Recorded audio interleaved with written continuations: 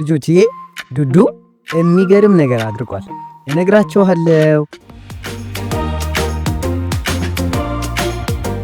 ደስ የሚል የጠዋት ፀሐይ በነዱዱ ሰፈር ሜዳ ላይ ይታያል። ዱዱ የሚያምር ትንሽዬ ጎፈሬ ፀጉር አለው። እናም ትልቁ ህልሙ ከነዚያ ጠዋት ከፍ ብለው በሜዳው ሰማይ ላይ የሚበሩትን ወፎች እያየ የሚመኘው ህልም ነበር። ዱዱ ቀስ ብሎ ቀና አለና አብሬያቸው ከነሱ ጋር ብበር ብሎ ተመኘ።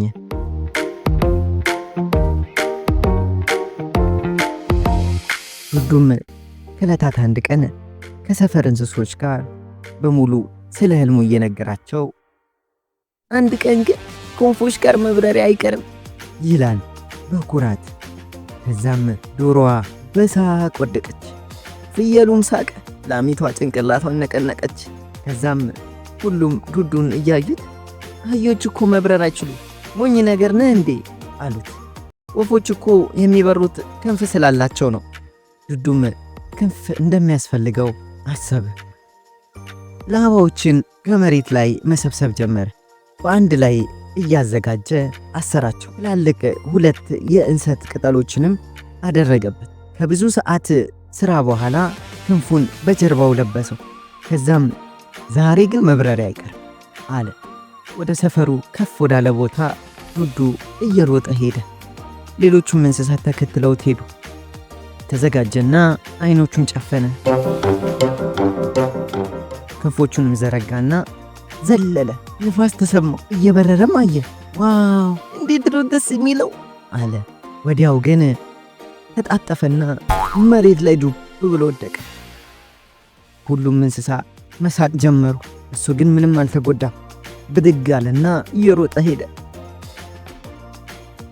እየሮጠ ዱዱ ወደ ሜዳ ሄዶ ቁጭ አለ። በጣም አዝኗል። ከላዩ ላይ ጥላ ሲያልፋይ ቀና ሲል የሚያምር አሞራ አየ። አሞራው ወደ ዱዱ ተመለሰና ጠየቀ፣ ለምንድን ነው ግን ያዘንከው አለው። ዱዱም መብረር ፈልጌ ነበር ግን አልቻልኩ አለው በምስኪን አይኖቹ እያየው።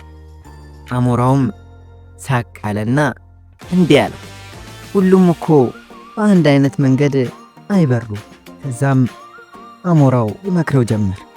ሩጥ፣ መሮጥ እስከምትችለው ድረስ ሩጥ። ከዛም ዱዱ መሮጥ ጀመረ በሚያምረው ሜዳ ላይ። ከዛም ፍጥነቱን እየጨመረ መጣ። ንፋሱ የዱዱን ትንሽዬ ጎፈሬ ማውለብለብ ጀመረ። ከዛም መሬቱ ተታ ይላል። ዱዱም በራሱ ኮራ፣ ነፃነትም ተሰማው። መሳቅም ጀመረ።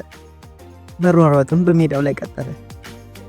እንዲህም አለ፣ ለመብረር ከዚህ በኋላ ክንፍ አያስፈልገኝም። መሮጥም እንደ መብረር ነው የሚሰማኝ። አሞራውም ድምፅ እያሰማ አብሮት ከኋላው ይበር ጀመር። እንዲህ አለው፣ አየህ አይደል መብረር ሁልጊዜ ሰማይ ላይ ብቻ አይደለም፣ ልብህ ደስ የሚያሰኘው ነገር እንጂ አለው። ዱዱም ደስታውን መቆጣጠር አልቻለም። በቀጣይ ቀን እንስሳት ዱዱን በሚያምረው ሜዳ ላይ እየቦረከና እየዘለለ ሲያዩት እንዲህ አሉ፣ ለመብረር መሞከር አቁሟል ማለት ነው፣ የራሱን መንገድ አግኝቷል አሉ። ከዛን ቀን ጀምሮ ዱዱ ክንፍ እንዲኖረው መመኘት አቆመ። ልጆች አያችሁ አይደል? ዱዱ የራሱን መንገድ አገኘ ማለት ነው። ደስ የሚያሰኘው የሚዝናናበትን። እንወዳችኋለን።